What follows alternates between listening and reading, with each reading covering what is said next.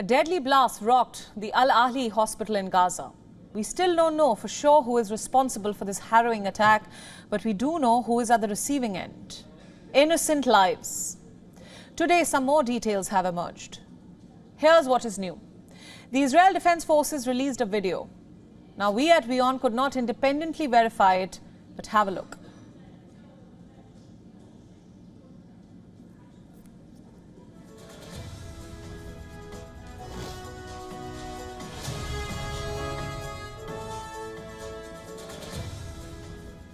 In the video, you can see what appears to be a rocket over Gaza.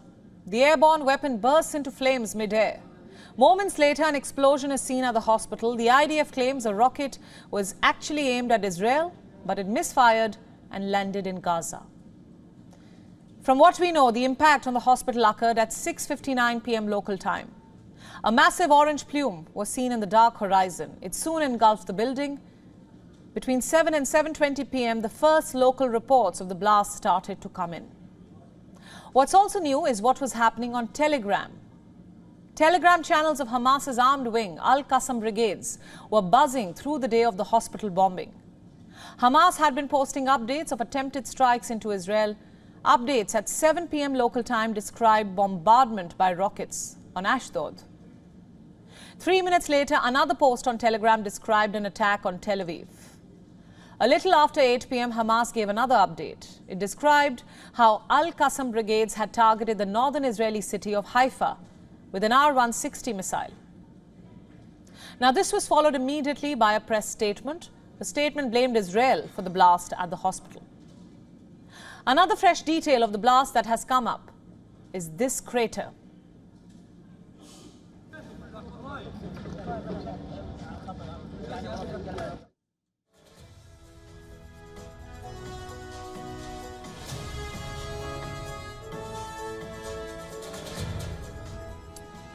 It is believed to be the impact site. Yesterday on Gravitas, we showed you the video evidence released by the IDF claiming it was not responsible for the blast. The video compared the bombed hospital with some other site hit by Israeli rockets. The Israeli military tried to highlight the difference between the two. It claimed that their weapons, especially their rockets, are high impact and that they usually create craters at the site they hit. The military said that there were no visible craters at the hospital. But now, as per the new findings, it turns out there was in fact a crater at the site. I just showed you the visuals of that crater. However, experts say that the crater is fairly shallow, that the precision-guided weapon system used by Israel in fact would have created a much deeper crater. Experts and analysts also say the damage endured by the hospital building is also not consistent with Israeli rockets, and the hole on the ground seems to have occurred from kinetic energy, potentially due to a rocket failure. So yet again, we have no answers. These are the facts that are available to us as of now. The question still stands: who bombed the Al-Ahli hospital in Gaza? In fact, this wasn't the first time the hospital was attacked. It had also been targeted last week.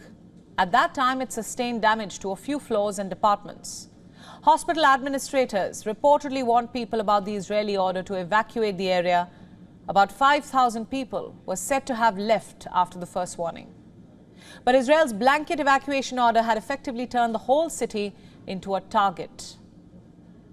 So many returned to the hospital when airstrikes pummeled the neighborhood. They hoped the compound of a medical facility at least would be a safe haven.